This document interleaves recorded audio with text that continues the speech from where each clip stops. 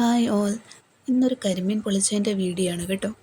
ഉപ്പ്, കുരുമുളക് പൊടി, മുളക് പൊടി, മഞ്ഞൾപ്പൊടി എന്നിവ ചേർത്ത് പുരട്ടിയ കരിമീൻ വെളിച്ചെണ്ണയിൽ ചെറുതായി ഒന്ന് മുരിച്ചെടുക്കുക. അതേ എണ്ണയിലേക്ക് ഇഞ്ചി, വെളുത്തുള്ളി, പച്ചമുളക് ചതച്ചതും കുറച്ച് ചെറിയുള്ളിയും തക്കാളിയും കൂടി ചേർത്ത് വഴറ്റിയെടുക്കുക. സവാള ചെറുതായി അരിഞ്ഞതാണെങ്കിലും ചേർക്കാം കേട്ടോ. കൂടുതൽ സ്വാദ് ചെറിയുള്ളിക്കാണ്. അതിലേക്ക് കുറച്ച് ഗരം മസാല, മഞ്ഞൾപ്പൊടി, മുളക് പൊടി എന്നിവ ചേർത്ത് ഇളക്കുക.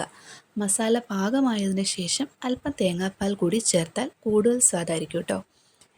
ഇനി ഒരു വാഴയില വാട്ടിയെടുത്ത് അതിലുണ്ടാക്കിയ മസാലയും കരിമീനും ചേർത്ത് പൊതിഞ്ഞ് കെട്ടുക. ഇതിലേക്ക് ഞാൻ കുറച്ച് നട്ട്സ് കൂടി ആഡ് ചെയ്തിട്ടുണ്ട് കേട്ടോ. ഒരു മൺചട്ടിയിൽ അല്പം വെളിച്ചെണ്ണ ഒഴിച്ച് അതിൽ വെച്ച് കരിമീനെ പൊള്ളിച്ചെടുക്കുക. അതിൽ നമ്മുടെ നട്ട്സൊക്കെ ഒന്ന് നന്നായിട്ട് മൊരിഞ്ഞ് കിട്ടിയിട്ടുണ്ട്. ഈ മസാലയിൽ എല്ലാ ഭാഗവും മസാലയൊക്കെ അതിലേക്ക് ഉള്ളിലേക്ക് ഇറങ്ങി ചെന്നിട്ടുണ്ട്.